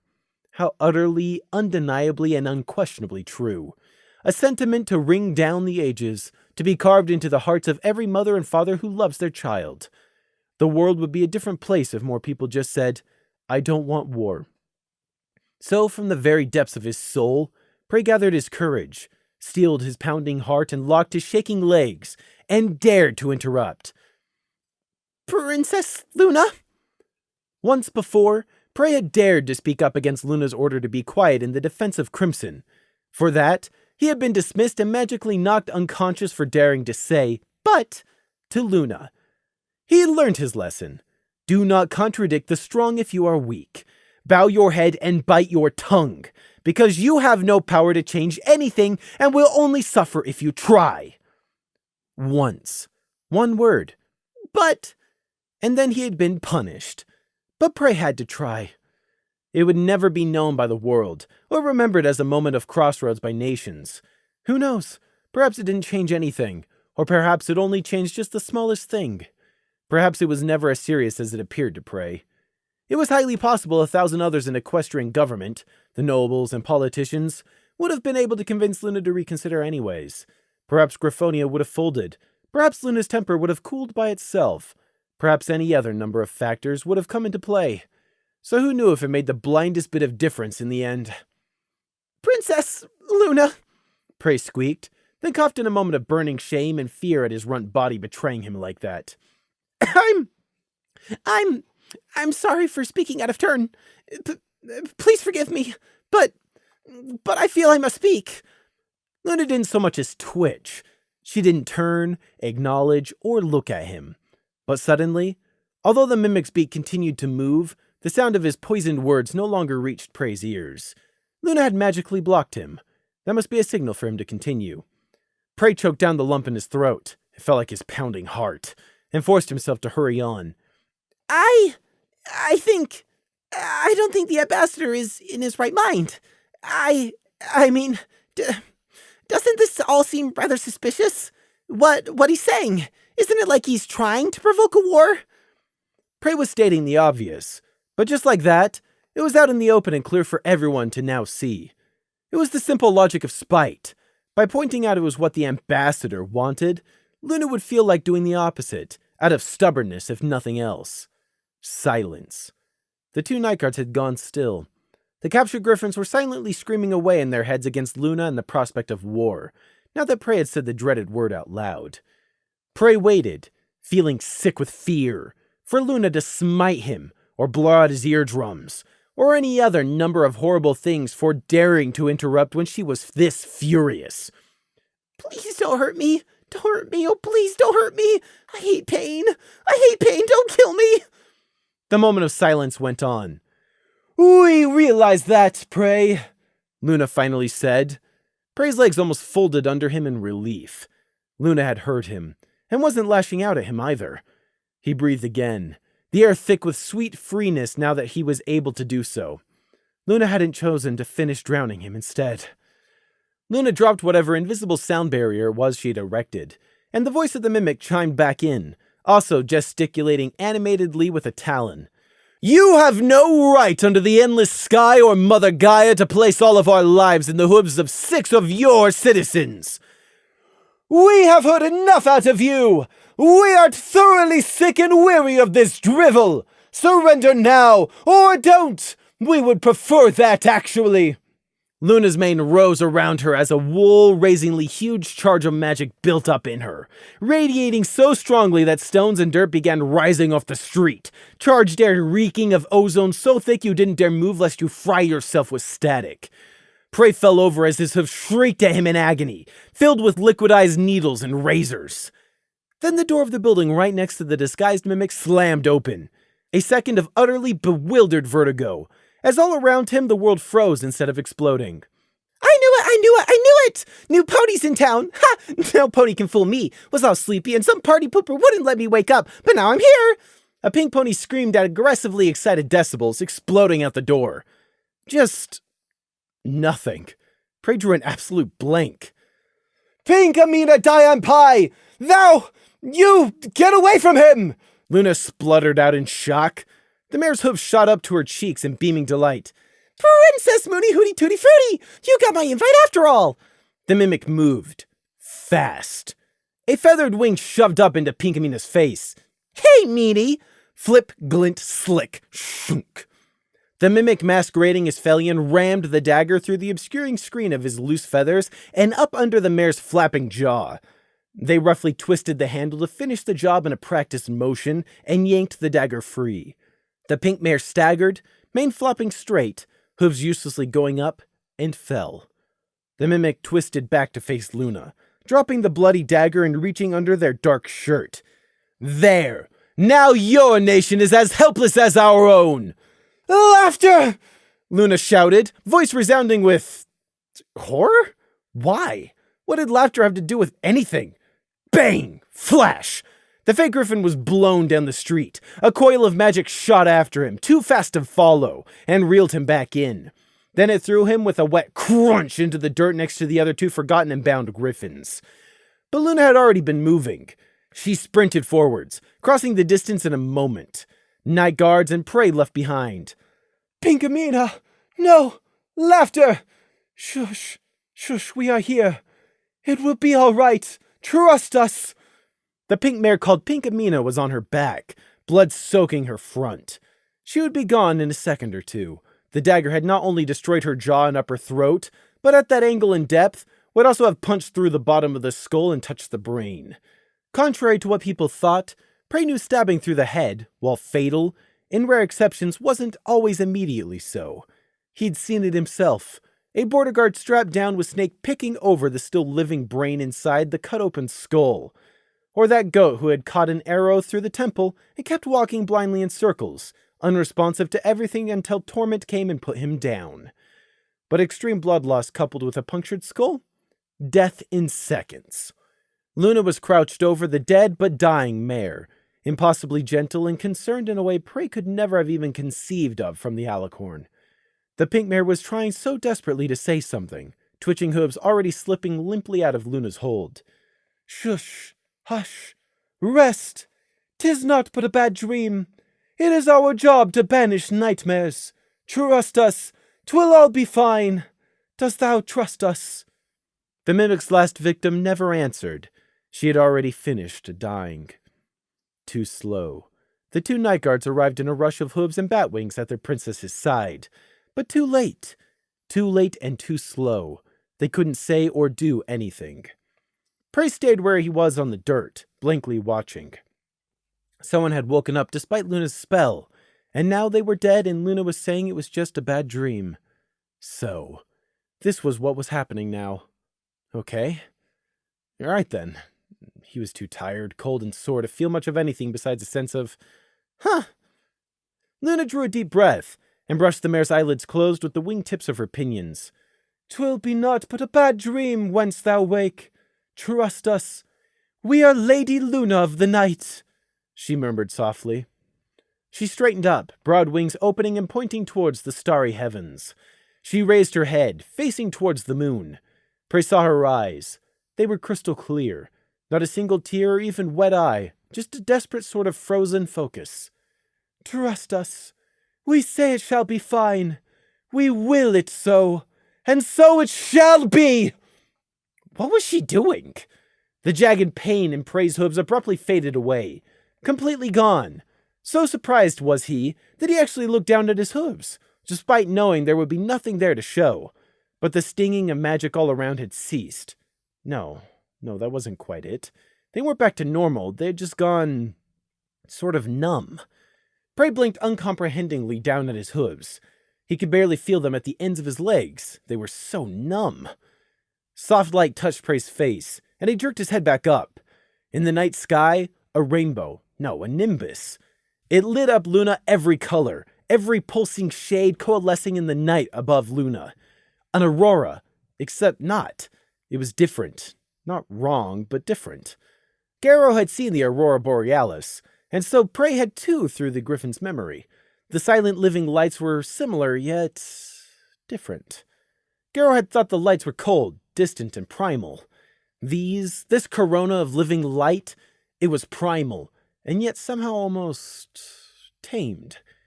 It was silently beautiful. It transfixed the mind and soul to witness, but wasn't a part of nature, and Prey would never have believed it so for even a second. Nature does not care.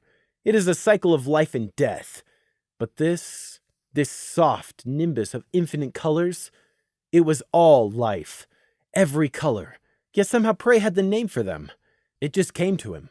The colors of harmony. Thy time is not yet done. Do not go gently. Come back. Pinkamina Diampai, come back! The light swirled, a silent tempest of rolling life and color. We command thee, come back! The light, it built and built so blindingly soft bright. Come back to us! Return! Come back!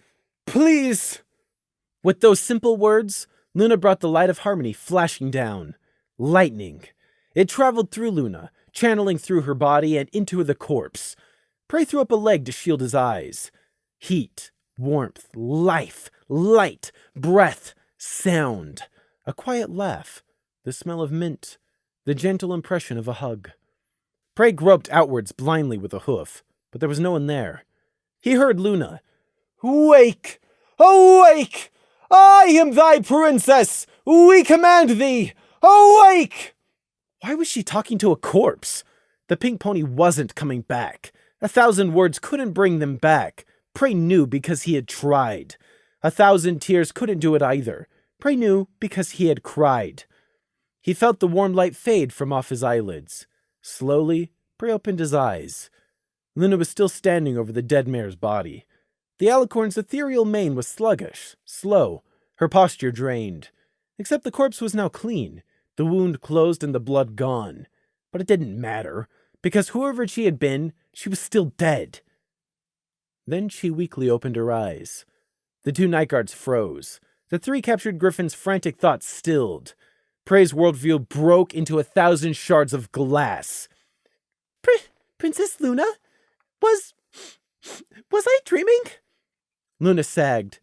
Yes, 'twas only a bad dream, Laughter. Naught but a dream. Hesitantly, the mare reached up towards her throat. I was dreaming. It was horrible and... Hush. It was only a nightmare. There is nothing to fear now. We art the guardian of dreams. Of course we would respond to thy call. Oh, only a dream? Yes, this is just a dream. Come morning light it will fade, as all dreams do. Now sleep, return to thy rest. It is all okay. Luna's horn tip was glowing, and the mare's eyes slowly drifted shut.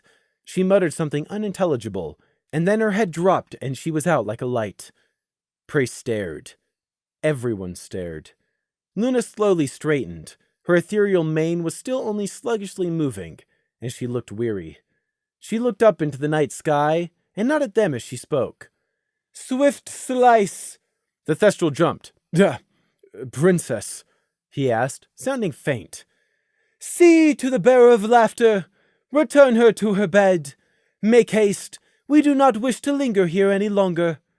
Swift Slice hesitantly looked down at the pink sleeping mare. The living sleeping mare. Princess Luna, that... Now, Swift Slice, we will address thee in a minute, Luna ordered, still staring up into the heavens. Swift Slice snapped out of his daze. Yes, princess, he muttered, then bent to haul the sleeping mare over his back with a grunt of effort. As a trained guard and warrior, he knew how to carry another pony in the event of accident or injury, and was strong enough to do so. With short but brisk steps, Swift Slice disappeared in through the house's still open door. Prey stumbled to numb hooves. Everything felt like it was in the wrong place, as if his head was full of stuffing. That hadn't been healing magic. Healing magic couldn't do that. Even the greatest accounts of the greatest magi healers throughout the ages couldn't do that. And the mare had been dead. She had been dead, not on the brink of dying, actually dead. Resurrection wasn't possible. It wasn't. No black, dark, or blood magic had ever succeeded. No unicorn, runic, or voodoo magic could do it. Many thousands had tried for thousands of years, from the righteous to the depraved, but not one method had ever brought back even one soul from the great beyond. Not once, not ever. But none of those attempts had ever been alicorn magic. Alicorns are immortal. Swift Slice returned breathing lightly, and quietly shut the ridiculous pastry house's door.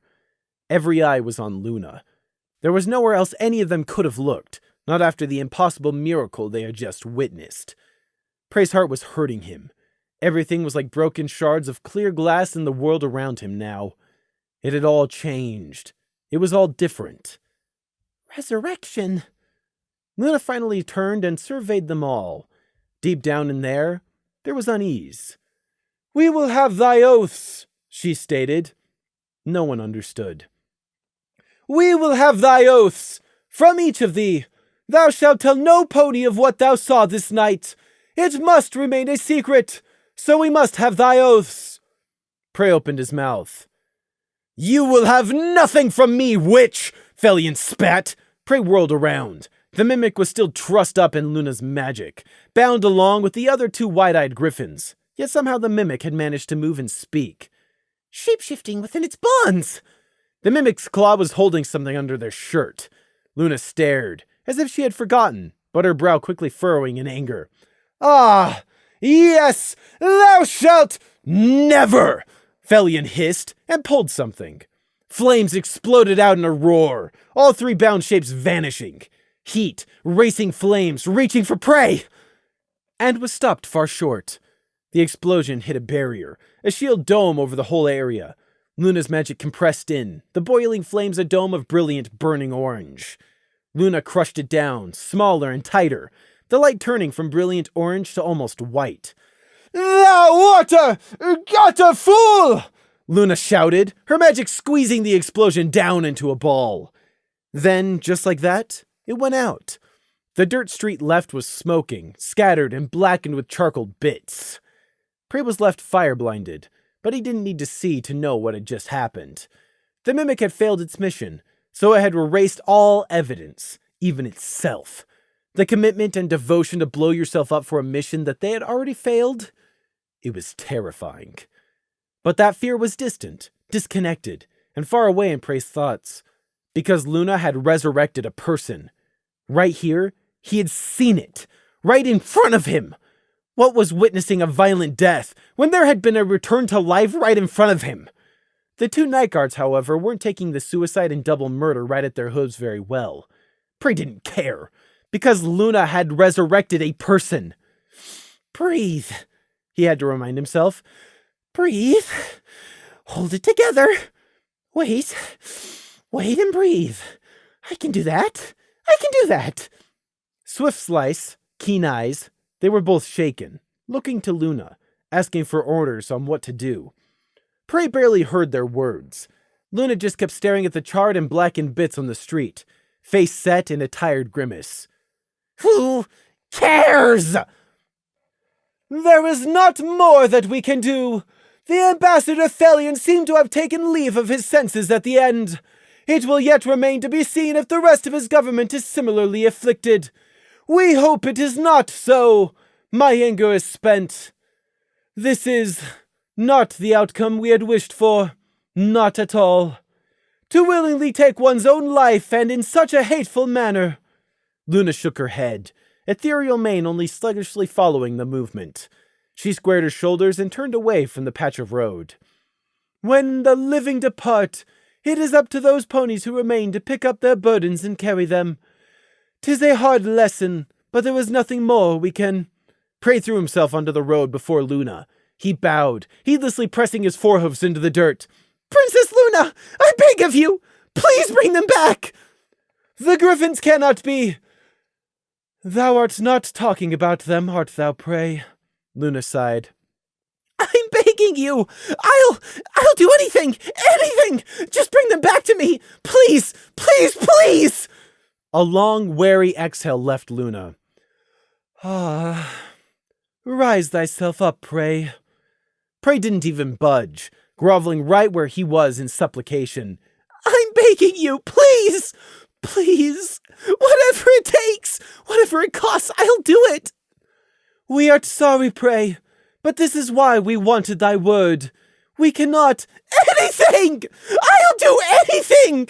Gold, treasures, artifacts, secrets, knowledge! I'll find it! I'll do whatever you want for the rest of my life without question! My soul! Anything it takes! A life? Do you need a life? Do it, please! I'll trade anything in the entire world! Or out of it! I'll die if that's what it costs! Prey was terrified of dying. He hated pain, he hated death, and he didn't ever want to die. Number 2 on the list, his survival above all else. But not number 1. Never number 1. Number 1 on the list he had never thought possible. It was number 1, but he had always known he would never achieve it. His own life, number 2. Fleece and his mother, number 1. Dirt and tiny pebbles dug into his face and ears as he pressed his head to the road. His hooves hurt so bad. His eyes stung, his head throbbed. He was freezing cold and shivering. It meant utterly nothing. Nothing. Please.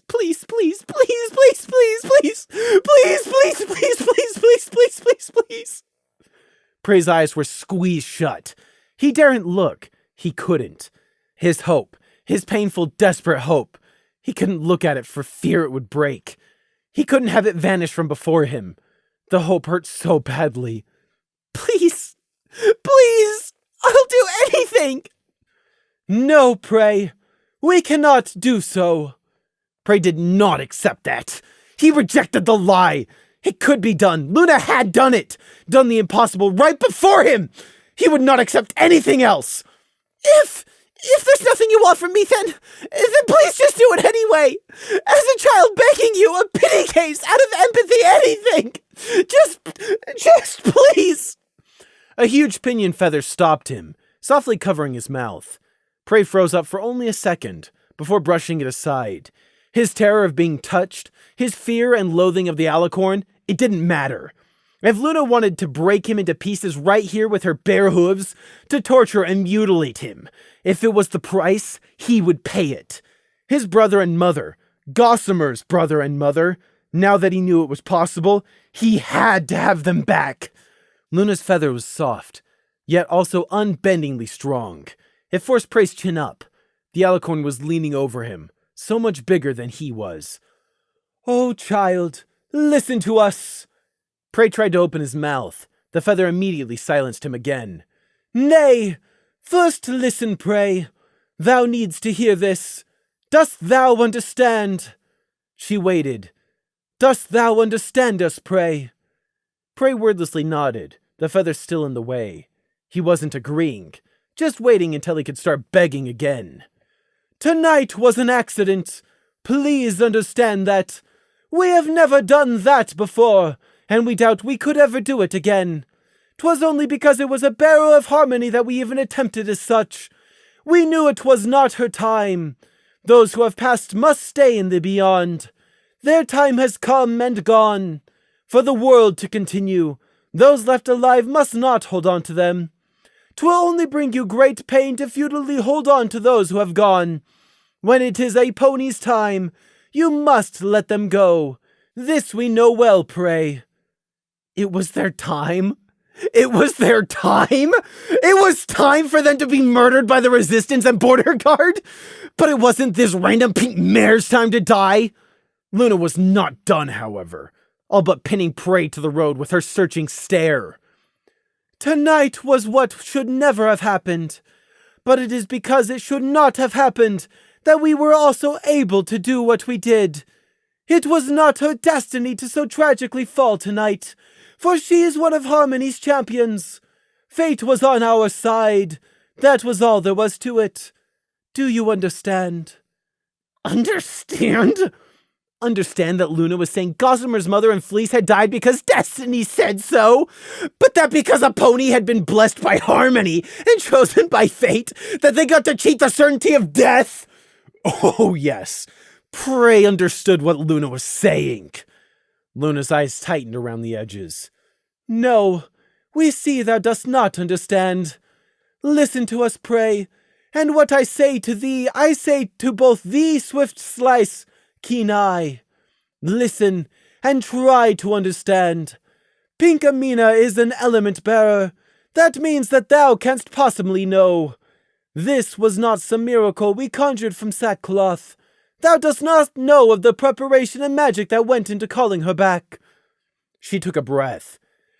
"Millennia ago, when we bore still the elements ourselves, we researched into a spell that might do what we did tonight. All of our tests said it would forever fail, yet tonight a miracle happened. It may seem to thee that we never held any doubt when performing, but we assure you, we were as unsure as the all." A ghost of a smile. Then it was gone. Prey hated it. "We art sorry. We cannot perform the feat again. This is why you must not spread this tale. Before the night was out, thousands of bereaved ponies would flock to our court, desperate for something we are unable to give. This is why you shall tell no pony. Destiny cannot be cheated, and that is why Pinkamena Diane Pie now sleeps peaceably in her bed. Harmony cannot be cheated. When it is a pony's time, then it is their time. Let the dead rest. Dost thou all understand?" Swift Slice bowed his head. "Yes, Princess Luna. You have my word." "And mine as well, Princess. I understand." Keen Eye joined in quietly. "Good. We thank thee for thy trust and service. It has not been an easy day for any pony." Then Luna looked down to Prey and finally removed her wing. "And thou, Prey." "I don't care! Please! Please try anyway! Please, princess, please just try! If it doesn't work, if they won't come back or something, then okay! We can figure out a way around it, but please!" "No! You art not listening, Prey! No means no!" Luna rebuked him sharply, patience seemingly gone. "We understand this is hard, but for the last time, no. It is not possible. We have not your father's body, and his soul is long gone, and it is not destiny's will. 'Tis not. We cannot. You do not listen by my moon. Why must this be so hard? No, Prey, no." "No?" "No, no, no, no, that was not allowed." He heard the words. He understood them. He even knew in his soul that they were true. But he didn't care. "No." Luna shifted. "Cease thy crying, Prey. You must be strong. You have moved on once before. Now thou must do it again. Thou canst do it again. Dry thy tears. Stop crying, please. We do not like it." Destiny? Fate? Harmony? The immortal alicorn telling the mortal runt lamb. "It is only proper that you die in the end, so don't fight it." A pony that Prey had never even met was special enough to receive the ultimate gift after she got herself killed out of stupidity. But no one else was worthy? Because the mare was drawn out of a random lottery along with 5 other ponies, and that made her irreplaceable. "Wipe thy tears. Shush. Stop crying. Thou shalt be fine. It will be fine. Life carries on. It is not the end. That is to say, we cannot do this," Luna mumbled, turning away. Prey's hoof twitched all by itself, wanting to reach out, to touch Luna, to break her mind. It didn't matter if it wouldn't work. It didn't matter that Luna was an alicorn, because she had said no. No, no, no, no, no, no! Luna spoke from far away, underwater, or from far above the stars in the sky. "This is for thy own good, Prey. Rest now, sleep, sleep, and wake, and begin again." Tiredness raced through his body, so familiar. Prey had felt it already tonight. The magic gripped him and dragged him down. Prey only half fought it. Prey awoke in the bunk of one of the night guard's barracks. There was no one there to keep watch on him. It was daylight outside. The night had passed. It had all reset. The truth from last night was forever covered up, and now it was the bright light of day again. Prey stiffly got out of the bunk, leaving the covers a mess. He looked down at his hooves. The dull gleam of the golden tracer bands greeted him. Everything was backwards. Like this here was the dream, and out there somewhere was the real Prey. Numbly, Prey reached up and felt for his ribbon. It was there, tied behind his ear. That meant this was all real. Prey started to shake. His teeth started chattering. He felt. He didn't want to feel. He didn't want to be in this hated city, surrounded by hated ponies, with its hated alicorn rulers and hated unicorns, filled with hated magic, guarded by hated harmony, in the hated capital city of hated Equestria. Prey thought he had finally changed. He thought he had finally started to move on. He thought his final trip to Rushweed had helped him find closure. He had thought wrong. Wrong. He was so wrong. Wrath so red he could taste it. Rage was good. The fury was good. It burned him and made him warm. So familiar. An old friend at the fireside. It was the same lesson all over again. A never-ending cycle in the saga of this pathetic runt life. Hate and rage felt so much better than the gaping abyss of despair. He didn't want to crawl out of that abyss again. Never, ever, never again. Just no. No, not again. He couldn't do it again. Prey fled the palace.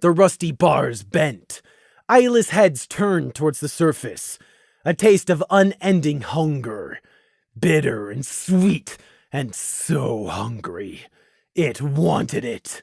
It wanted everything, and nothing. Nothing but to eat. Everything to eat. There was only one truth in this world that matters. Hunger. Sudden, piercing terror and clarity seized Prey. His ribbon freezing so cold it burned the skin of his ear. His stomach so empty it screamed. No! What am I doing? I can't! I mustn't! I can't do this! I can't! I won't! But the bars had already been bent back, just for a moment. He restored them, hastily reforged them out of rusted, corroded, and brittle iron, but iron nonetheless. Yet a part, a sliver, a tiny fragment had still slipped through. It swam up through the ocean of his mind, up through the black, the violet, the indigo, the blue, up and up and up and up towards the surface, and the world so full of life. It was a worm of hate and bitterness and grief and rage, and all wrapped up inside the skin of hunger. Prey fought back. He tried to stop it. It was like trying to stop breathing. Easily at first, then impossible. He stumbled along the walkways, sharp rubble moving and crunching, staggering towards the sinkhole. The rage was gone. The hate was gone. The grief was gone. All gone into the twisting, squirming leech trying to get out of his head. For the first time since entering the cavern, he could think clearly. Clarity only brought terror as he knew what he had done. Stop! Stop! Stop! I take it back! Stop! I don't want this anymore! But I do want this. I want it all. I want everything. I want it all to crumble to gray ash. The sinkhole was before him. The gravel of broken crystals and stone chips led in a bank down into the depthless water. The bottom of the crystal clear water was lost in blackness. Prey's head was burning, his ear freezing at the touch of the ribbon. Feverishly, Prey made it to the sinkhole's edge and looked into the water. It wasn't a perfect mirror. His vibrations had caused the slightest tremors to distort the pool's surface, but it was still enough to see himself, or enough of himself, reflected back. Prey never looked in a mirror, not after the Lich's mirror. It wasn't a mirror now, just an imperfect water reflection. It was enough. Prey saw himself. His gorge rose. Every single thing but revulsion fled from his mind. Even the grief, hate, and rage, it all withered away. Because he saw himself looking back up. Prey vomited sickly into the pool. He shivered, spat, and then hurled again. His throat hurt. His eyes and whole body hurt, burnt out and spent. He stayed there at the pool's edge, eyes clenched shut, and panted for a long time. The water slowly stilled, his sick sinking and diluting away down into the bottomless depths. The pool's surface returned to smooth glass. Prey was empty. Just empty. Empty. Hollow. Burnt out. Any and all of those. And ashamed. He hadn't changed anything. He had fixed nothing. He just made everything worse. But the numb emptiness, it was preferable to the rage, and infinitely better than the grief of failed hope. That didn't make it any better. He was so tired of walking in a circle, sick of seeing the circle of his own bloody hoofprints as he went around and around. He was so weary of thinking he had moved on, only to find he was just as breakable as ever. He was already broken. So why, oh why, did the world keep managing to get him to hurt himself? He was tired of this. Tired and empty. Just empty. Empty of it all. Pitiful. Weak. Useless. Runt. Naive. Powerless. Hypocrite. Crybaby. Go to hell! Prey managed to choke out to his reflection, which he knew was still there in the pool even if he refused to look a second time. Words Lemon Pink had spoken all those nights ago on the rooftop in Vancouver. He imagined the reflection repeated his own words back to him. Come with me. Late the next night, Nighthawk and the other night guards finally returned. Gloom and Crimson successfully delivered the bound Halflow into Luna's custody. It had been a daring and perilous mission, but they'd avoided all the Griffin patrols and pulled it off by the skin of their fangs. Crimson was all better too, showing almost no lingering signs of his mysterious illness. The rest of the Night Guard warmly welcomed them back. Even if they didn't know where they had gone on their secret mission, they were still glad to now have them back, especially Lieutenant Screech, who could heave a sigh of relief and turn the reins of leadership back over to Captain Nighthawk. The arson attack which had drawn away the lieutenant that night, taking most of the active Night Guards on duty, had ended up being relatively small in scale. It was more lots of little blazes than one huge inferno, started often in poor places to set a fire, so the Guard managed to get most of them in time, working alongside an emergency response Pegasi weather team. Relatively small or not, the newspapers went into an uproar anyways. The original inferno at the lumberyard had not been forgotten, and another string of fires incited all the journalists into a frenzy. Again, at least half of them scathingly criticized the Night Guard since it occurred during the night once again. Feelings in the public which had just begun to cool were immediately reignited. What is Canterlot coming to? How could this happen? Why isn't more being done? Were among the most common sentiments. The journalist's Yellow Pages was one of the more vocal, yet again. However, just like last time, the general population were left with very little in the way of concrete answers. Still, no one had died in the fires, and there was no permanent damage to any major businesses, and to everyone who was actually in the know and had the power to render judgment, the Night Guard had dealt with the crisis sufficiently, and that was that. Nighthawk was back too. They had caught a Griffin spy, and stopped an attack on the elements of harmony. Sharp Tang's death was the one pall over everything. His name was engraved on the private guard monument. Only Night Guards could visit it, and the alcove of gray stone with its black obelisk of polished obsidian was kept quiet. They mourned, but had to move on. Some did so better than others. Those from his clan who had grown up with him, less so. Few outside of the Night Guard even realized the Sergeant Major was gone. Such was the life of the Thestrals in Canterlot, an unknown and forgotten sacrifice. There was one mystery, though. It was assumed a Griffin with some high-level disguise artifact was the one who had impersonated Sharp Tang and led the Night Guards off in the direction of Manhattan, claiming, "A Hydra has appeared from nowhere and is ravaging the city. The Night Guard has been begged for help." But at some point during the flight, Sergeant Major Sharp Tang had mysteriously vanished. They had been in the middle of the sky when someone had realized and called a halt, yet Sharp Tang was already gone. Halflo, when interrogated, didn't know about Sharp Tang's death before Hoof, or the arson attack, or the suicide incendiary device Felion had carried, and most of it ended up pinned on the deceased ambassador going insane. No one was told about the other pony death which had temporarily occurred that night. Pink Amina Diane Pai was never informed that her memories that night had been anything more than a bad dream, and in a slight deviation, at the occupancies of Nightmare Night, welcomed Luna back into Ponyville instead of starting a ruckus. None of the famous 6 mayors or inhabitants of Ponyville were told about Sharp Tang, Felion, or the Griffins who had died on their very doorsteps that night. It was deemed for the best. The Night Guard were soldiers of the night. They quietly did their jobs, and then just as quietly faded back into the shadows. Assuming they survived, that is. It was their duty. Which was not to say the Griffonian mission was done and dusted, or that the case was open and shut. Griffonia was furious. It wasn't war or anything like that. But that day, the relationship between the two nations turned distinctly sour. Tariffs and import restrictions were immediately implemented on equestrian trade coming into Griffonia, and Equestria did the exact same on the other end. Accusations and refusal to accept blame were thrown back and forth, in a political way. Equestria didn't admit to sending in a secret strike force to kidnap Halflo, even though he was now in their custody. Likewise, Griffonia rejected all allegations that Felion had acted with the High and Low Kingdom's approval, saying he had gone rogue. Either way, more guards were posted on each side of the border, and each nation drew back to glower at the other. It was far too soon to say if that was the end of it, or if the troubles had just begun. Such was the dance of politics and the plays of power.